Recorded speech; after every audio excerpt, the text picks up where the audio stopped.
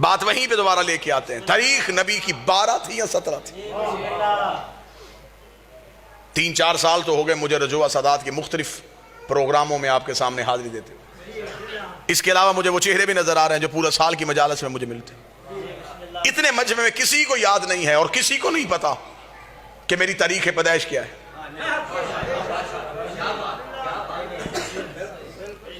پیچھے 5-6 سال سے میری دوستی بھی ہے, میرا بھائی بھی ہے چھوٹا کامران, اسے بھی نہیں پتا کہ میری تاریخ پیدائش کیا ہے. میرے یاروں کو بھی اکثر کو نہیں پتا.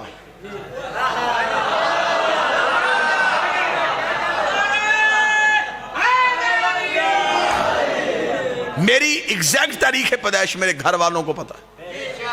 تو لڑائی ختم کرتے ہیں, 12-17 کی لڑائی ختم کرو, آؤ نبی کے گھر والوں سے پوچھتے ہیں. جب ہم نبی کے گھر کی طرف گئے تو باپ تو دنیا سے چلے گئے تھے, پالا تھا ایک چچا نے. اس کا مطلب ہے میلاد وہی منائے گا جس کا ابو طالب کے ساتھ تعلق اچھا ہے.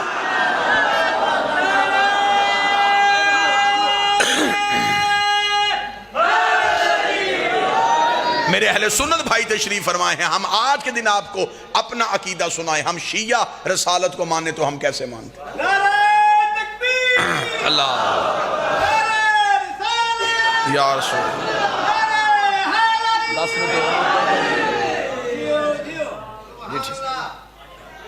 ہمارا عقیدہ یہ ہے. میرے اہل سنت بھائیوں سے ایک لمحے کے لیے میں اپنا عقیدہ پڑھنے لگا. مذہب جعفریہ کا عقیدہ, ہمارے عقیدے کے مطابق رسول نے کسی دائی کا دودھ نہیں پیا تھا.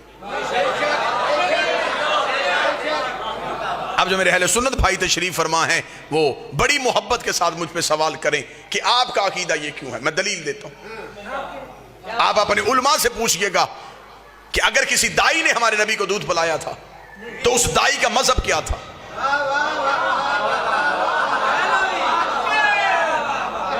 اگر وہ آپ کو کہیں کہ مسلمان تھی تو آپ کہیے گا مولانا آپ نے تو ہمیں بتایا کہ نبی 40 سال تک خود نبی نہیں تھے. تو جب نبی خود ہی نبی نہیں تھے, اس نے کس کا کلمہ پڑھا؟ اگر وہ کہیں گے کلمہ نہیں پڑھا اور دودھ پلایا تھا تو قرآن کی آیت میری طرف سے مولوی کے سامنے کر دینا. اللہ قرآن میں کہتا وحرمنا علیہ المراضع, ہم نے حرام کر دیا تھا دائیوں کا دودھ موسیٰ پہ. شرم کر, موسیٰ نوکر ہے, یہ سردار ہے. موسیٰ رعیت ہے, یہ آقا ہے. 3 دن کا موسیٰ تو کسی دائی کا دودھ نہیں پیتا. نبی کو پتہ ہی نہیں تھا حلال کیا ہے حرام کیا.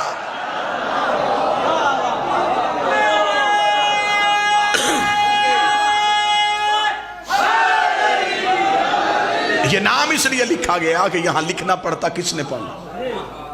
نعت پڑھی جاتی ہے تیرا کھاواں تے تیرے گیت گاواں یا رسول اللہ. تو جس کا کھائے تو اس کا گائے, اور جس کا نبی کھاتا رہا.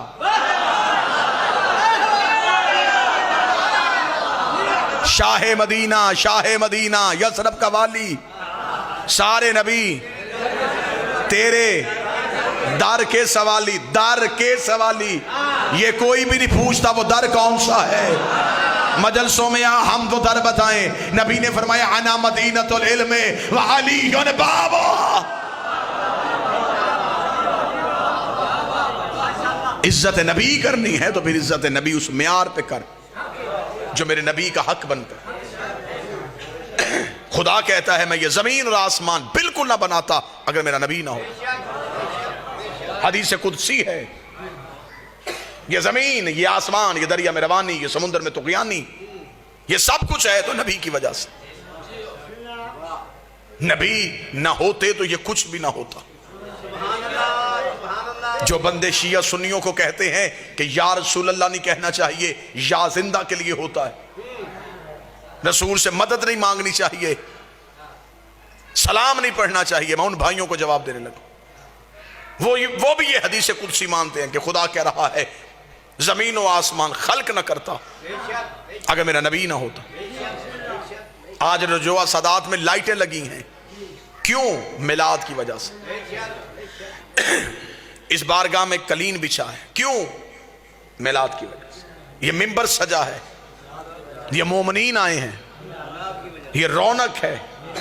کل کوئی یہاں آئے گا نہ لائٹیں ہوں گی, نہ سائباں ہوگا, نہ قلین ہوں گے, نہ منبر ہوگا. نہ ذاکر ہوں گے، نہ مجمع ہوگا. وہ پوچھے گا کل تو بڑی رونق تھی، آج خاموشی کیوں؟ کوئی بتائے گا وہ رونق تھی میلاد کی. میلاد ختم، رونق ختم، میلاد ختم، رونق ختم. میرے مالک اگر یہ سب کچھ نبی کے لیے بنایا تھا تو نبی دنیا سے چلا گیا ہے. زمین کو لپیٹ دے، آسمان کو گرا دے، سورج کو بجھا دے، آواز آئی گستاخ نہ بن. میرا نبی تھا نہیں، میرا نبی ہے.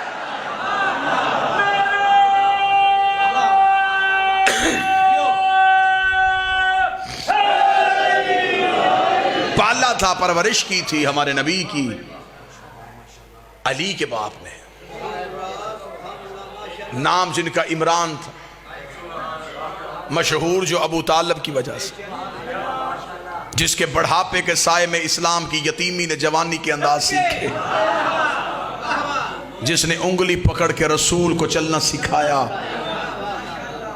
میں سنی کتاب سے ایک حوالہ پڑھنے لگا، اہل سنت بھائیوں کی کتاب لکھا. رسالت مآب کی ظاہری عمر ابھی 5 سال تھی. ظاہری عمر. مکے میں بابا جی قحط پڑ گیا، لوگ بھوک سے مرنے لگے. مکہ برادریوں کا شہر نہیں تھا، قبیلوں کا شہر تھا. فیصلہ سردار کرتے تھے. مکے کے قبیلوں کے سرداروں نے بیٹھ کے فیصلہ کیا مکے کو بچانے کے لیے ایسے کریں، ہر قبیلہ اپنا اپنا بت لے کے آئے اور مکے کے باہر صحرا میں اپنے اپنے بتوں کو رکھتے. ہر قبیلہ اپنے بت کے آگے بیٹھ کے اس کی پوجا کرے گا. کسی نہ کسی بت کی وجہ سے بارش نازل ہو جائے گی. جب یہ فیصلہ مکہ میں ہو گیا تو ایک سردار نے اٹھ کے کہا ہم تو سارے آ جائیں گے، ہاشمی کسے لائیں گے؟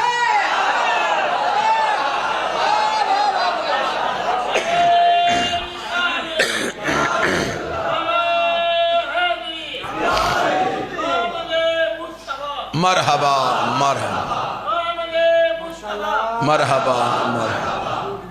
کیونکہ مکہ کا کوئی اجتماع ہی نہیں ہوتا تھا جس میں ہاشمی نہیں ہوتے تھے، کیونکہ باقی سارے کمی تھے، یہ اکیلے سردار تھے. 40 میں سے 3 سردار اٹھے. انہوں نے کہا ہم جاتے ہیں ابو طالب کے گھر. انہیں جا کے دروازے پہ دستک دی. اندر سے نبی اور علی کے مشترکہ باپ حضرت ابو طالب باہر آئے. انہوں نے آ کے کہا اے ابو طالب، مکہ میں قحط ہے، کل ہم نے اجتماعی پوجا کا بندوبست کیا ہے، اگر تمہارا بھی کوئی خدا ہے تو تو بھی لے کے آ. کیونکہ آج تک ہاشم نے نہیں بتایا کس کی پوجا کرتے ہیں، عبد المطلب نے نہیں بتایا یہ کس کی پوجا کرتے ہیں. حضرت ابو طالب نے مسکرا کے کہا کل انتظار کرنا، ہم بھی آئیں گے. بابا جی مکے میں یہ بات آگ کی طرح پھیل گئی کہ اب دیکھیں ابو طالب کسے لے کے آئے گا. ابو طالب کا تو کوئی خدا نہیں تھا، اس کا بت کون سا ہوگا؟ یہ حضرت ابو طالب کے گھر کی طرف دیکھ رہے تھے. مکہ میں بت گھروں سے باہر آ چکے تھے. ذہن میں نقشہ رکھنا، بت گھروں سے آ گئے. ایک ایک قبیلہ اپنے اپنے خدا کے سامنے بیٹھا ہے، پنجوں کے بل کھڑے ہو کے رسول کے گھر کی طرف دیکھ رہے. تھوڑی دیر کے بعد ابو طالب کے گھر کا دروازہ کھلا. کل ایمان کے باپ کا پہلا قدم مکے کے بازار میں آیا. لوگوں نے پنجوں کے بل کھڑے ہو کے منظر دیکھا کہ ابو طالب کے ہاتھوں میں کون سا بت ہے. ابو طالب کے ہاتھوں میں تو کوئی خدا نہیں تھا، لیکن سنی کتاب شیعہ کتاب متفق علیہ لکھا کہ اب حضرت ابو طالب کے کاندھے میں 5 سال کا پیغمبر بیٹھا ہوا تھا. اپنے 5 سال کے مصطفیٰ کو کاندھے میں بٹھا کے مکہ کی گلیوں سے ٹہلتے ہوئے ابو طالب جا رہے تھے اور مکے کے سرداروں کے قریب سے گزر کے کتابیں کہتی آج مکے کی اتنی اونچی چوٹی میں جا کے کھڑے ہو گئے کہ مکہ میں گھر کے صحن میں بیٹھی ہوئی کافروں کی ماؤں کی گود میں لیٹے ہوئے کافروں کے بچے بھی ابو طالب کا چہرہ دیکھ رہے تھے. آج ہر مرد و سر ابو طالب کا چہرہ دیکھ رہا تھا. ابو طالب جب مکے کی چوٹی میں جا کے کھڑے ہو گئے، عرب کے کافروں نے کہا ابو طالب ہم نے کہا تھا اپنا خدا لے کے آ، تو اپنے بھتیجے کو لے کے آ گیا ہے. ابو طالب تو بتا کیا تو بھتیجے کی پوجا کرتا ہے؟ ابو طالب نے کہا ان خداؤں کو کیوں بلایا ہے؟ کہنے لگے بارش کے لیے. حضرت ابو طالب نے ہمارے نبی کے چھوٹے چھوٹے ہاتھوں کو تھاما، آسمان کی جانب کر کے کہا میرے اللہ تجھے ان ہاتھوں کا واسطہ، آسمان سے بارش نازل کر. ادھر مکے میں بدلی آئی، آسمان سے بارش ہونی شروع ہوئی. نبی کے چہرے میں مسکراہٹ آئی. آواز پروردگار ابن محمد یہ قرضہ یاد رکھنا، آج ابو طالب نے اونچائی پہ کھڑے ہو کے نبوت کا اعلان کیا ہے، کل پلانوں کا منبر بنا کے علی کی ولایت کا اعلان۔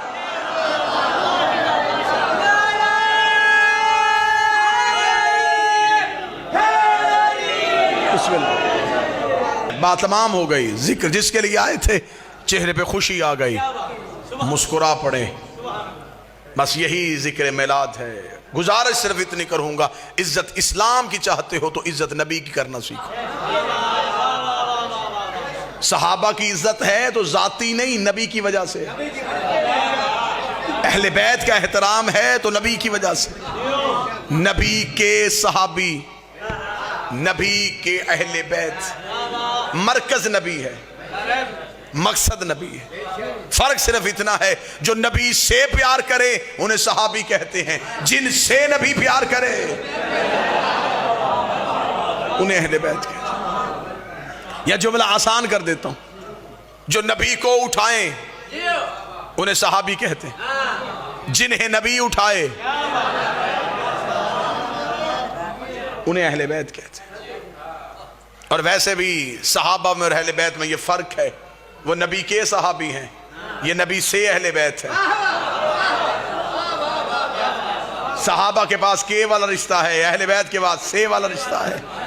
نبی کے صحابی، نبی کے رشتہ دار، نبی کی بیویاں، نبی کی زوجہ، اہل بیت میں کے والا سلسلہ ہی کوئی نہیں۔ الفاطمہ تو بضعۃ منی، فاطمہ مجھ سے، یا علی انت منی، اے علی تو مجھ سے، حسین منی، حسین مجھ سے، حسن منی، حسن مجھ سے۔ ادھر کے ہے ادھر سے ہے، درود کے والوں پہ نہیں ہوتا، سے والوں پہ ہوتا۔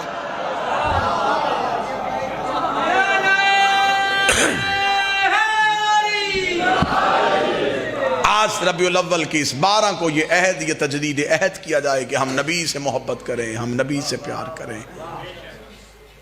دین میں اللہ نے صرف نبی کی اطاعت کو واجب کیا۔ یہ آخری جملے بالکل میرے بھائی، انہیں بھی جلدی ہے، سلام بھی ہو گیا، آپ کے چہروں کی زیارت بھی ہو گئی۔ کبھی بھی زندگی میں یہ نہ سوچنا کہ دین میں کسی کی ذاتی مرضی چلتی ہے۔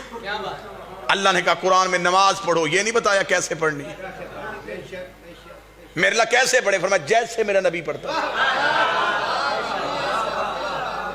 روزے کا حکم ہے، کب کھولیں؟ جب نبی کھولتے تھے۔ خدا نے ہمیں پوری ہماری زندگی کو نبی کا محتاج کیا، اس لیے کہ دین سے یہ نبی نہ نکال سکے۔ بندوں نے نبی کی زندگی میں ایک کوشش کی تھی، راتوں رات مدینے کے باہر ایک مسجد بنائی تھی، جس کے بارے میں شاعر نے کہا تھا مسجد تو بنا دی شب بھر میں ایمان کی حرارت والوں نے۔ یہ واحد مسجد تھی جو ایک رات میں بنی تھی، اور وہاں لوگوں نے مسجد اس لیے بنائی تھی کہ وہاں نبی کے پیچھے غلاموں کے ساتھ کھڑے ہو کے نماز پڑھنی پڑتی ہے۔ ہم اپنی امیروں کی علیحدہ مسجد بنائیں گے جہاں ہم اللہ کو ڈائریکٹ راضی کریں گے، ہمیں نبی کے وسیلے کی ضرورت ہی نہیں پڑے گی۔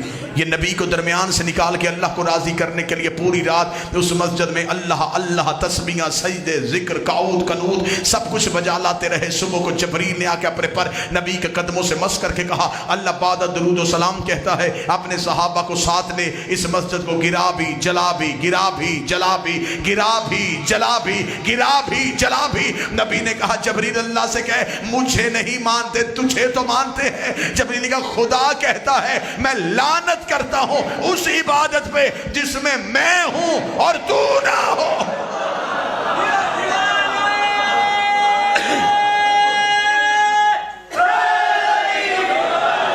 لہذا انہی الفاظ کے ساتھ میری دعا ہے، میرا مالک ہمیں سیرت محمد و آل محمد پہ چلنے کی توفیق عطا فرمائے، میرا مالک ہمیں عزت رسول اور اولاد رسول کرنے کی توفیق عطا فرمائے، میرا مالک ہمیں حقیقی مسلمان اور حقیقی محب آل محمد بننے کی توفیق عطا فرمائے۔ ربنا تقبل منا انک انت السمیع الدعاء، آمین یا رب العالمین۔ اللہ حافظ، محمد و آل محمد محافظ۔